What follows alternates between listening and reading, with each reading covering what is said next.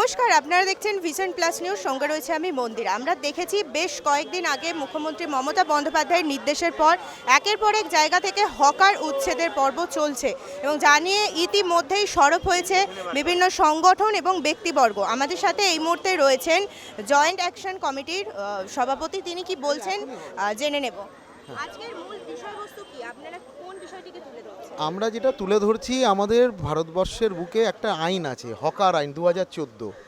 সেই আইনটাকে ভারতবর্ষের প্রত্যেকটা রাজ্যে ইমপ্লিমেন্ট করার দাবি, সেটা পশ্চিমবঙ্গে ইমপ্লিমেন্ট করার কথা। কিন্তু হঠাৎ করে দেখা যাচ্ছে যে হকার নিয়ন্ত্রণের নাম করে মাননীয় মুখ্যমন্ত্রীর নির্দেশে যেভাবে উচ্ছেদ অভিযান হচ্ছে, এবং এই উচ্ছেদটা মাননীয় বলেছেন যে উচ্ছেদ আমি বন্ধ রাখলাম। 24 তারিখ থেকে উচ্ছেদ শুরু হয়েছে। 27 তারিখে আমাদের সঙ্গে বসেছিল, যেখানে আমিও গিয়েছিলাম।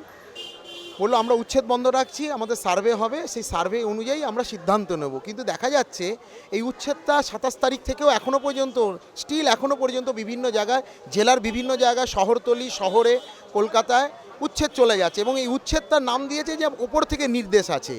একটা মিসগাইড করা হচ্ছে এবং হকারদের, কর্পোরেটদের স্বার্থ দেখা হচ্ছে। তার বিরুদ্ধে আমরা এই উচ্ছেদ বিরোধী আন্দোলন করছি। আমরা চাই না সেকেন্ড অপারেশন সানশাইন হোক, বুলডোজারের রাজনীতি হোক।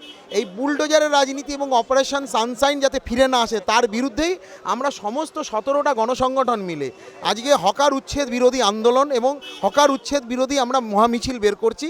আমরা এখান থেকে কলকাতা কর্পোরেশনে যে আমরা মেয়রকে আমাদের ডেপুটেশন দেব যে আমাদের 2015 রেজিস্ট্রেশন, 2015-এর পর নতুন করে সার্ভে করা এবং 2014-এর আইন অনুযায়ী সবাইকে যাতে পুনর্বাসন দিয়ে উচ্ছেদ না করা হয়। উচ্ছেদ যদি করতে তাকে পুনর্বাসন দিতে হবে এবং যতক্ষণ উচ্ছেদ অবস্থায় থাকবে তার যেন আর্থিক তাকে দেওয়া হয়, আর্থিক সহযোগিতা করা হয়, সেই দাবি রেখে আমরা এই প্রোগ্রামটা নিয়েছি।